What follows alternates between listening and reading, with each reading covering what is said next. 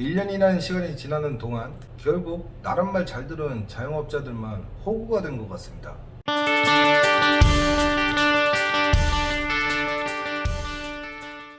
안녕하세요. 개미소리의 김두근입니다. 반갑습니다. 오늘 제가 준비한 영상은 코로나로 인해 어려움을 겪고 있는 자영업자들에 대해서 얘기를 해보겠습니다. 물론 저도 어려운 시기를 겪고 있는데요. 혹시라도 나란 일을 하시는 분들이 이 영상을 보신다면 폐업 위기에 놓인 자영업자들을 위해서 살 수 있는 대책을 마련해 주셨으면 합니다. 코로나가 시작된 지 벌써 1년이 넘었는데요. 처음에는 저도 별거 아니겠지, 괜찮아지겠지 라고 생각을 했습니다.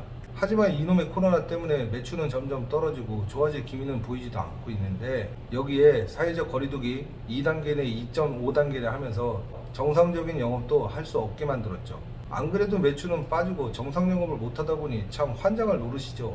이건 아마도 니맘 내맘 할 거 없이 자영업을 하시는 분들이라고 하면 모두가 똑같은 마음일 거라고 생각을 합니다. 그래서 결국 이 시간을 버티기 위해 지출을 줄여야 하는데요. 업종마다 차이는 있겠지만 인건비는 근무 시간을 조정을 하던, 무급 휴가로 대체를 하던, 직원들한테는 미안하지만 현실이 어쩔 수 없다 보니 반강제적으로 대처를 하는데요. 그럼 임대료는 어떻게 합니까?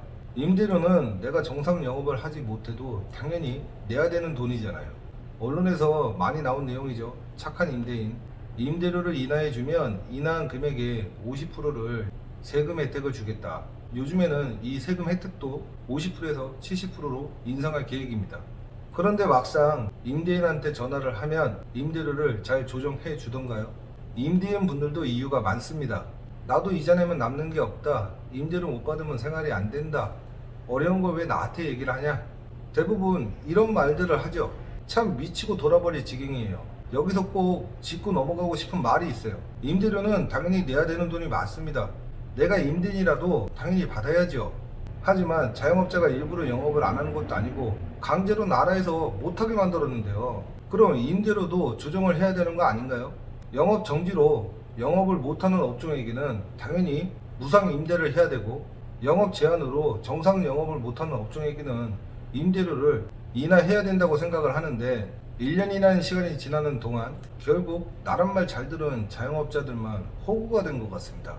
물론 이 내용은 지극히 제 주관적인 생각이고, 만약 임대인분들이 이 영상을 보신다면 뭐 저런 또라이가 다 있어 라고 할 수 있습니다. 대한민국 민주주의 국가에서는 개인의 재산을 이래라 저래라 할 수 없는 거죠. 그럼 임대인 돈은 재산이고 자영업자 돈은 재산이 아닙니까? 영업은 강제로 못하게 해놓고 인건비는 물론 임대료나 관리비, 각종 공과금, 세금 다 꼬박꼬박 내라고 하면 어떻게 버틸 수 있겠습니까? 그리고 자영업자 입장에서는 시설 권리금이나 바닥 권리금이라는 명목으로 권리금이라는 게 형성이 돼 있는데요. 이 권리금은 자영업자들의 재산 아닙니까?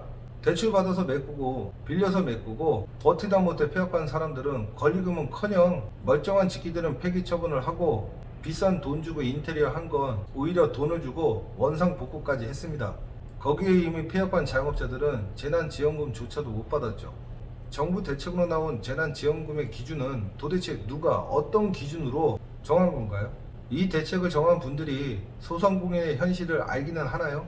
한 사람이 여러 개의 사업장을 갖고 있는데 한 사업장만 지원을 해주는 건 무슨 의미입니까? 또 사업장에 5인 이상 직원이 있으면 지원 대상에서 제외가 되는데요. 이거 너무한 거 아닌가요? 이것뿐만 아닙니다. 사회적 거리두기는 도대체 누가 어떤 기준으로 만들었나요? 모두가 공평하게 만들 수는 없겠지만 초등학생도 이것보다는 더 세세하게 만들 수 있을 것 같습니다.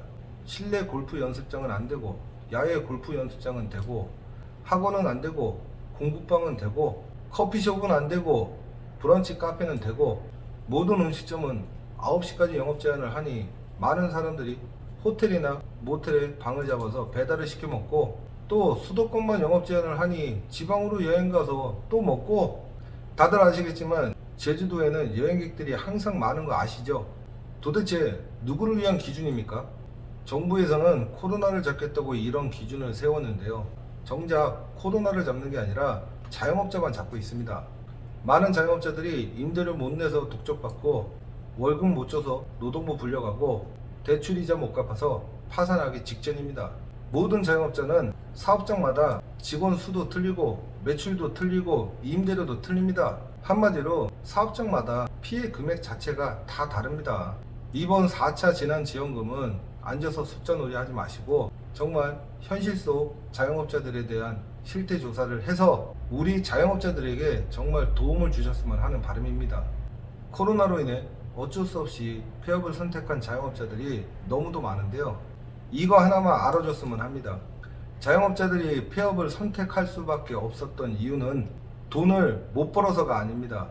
영업을 제대로 하지도 못하고 지출되는 돈이 더 많아서죠. 아직도 못다한 말이 많지만 자영업을 하시는 모든 분들이 이렇게 어려운 현실을 겪고 있습니다.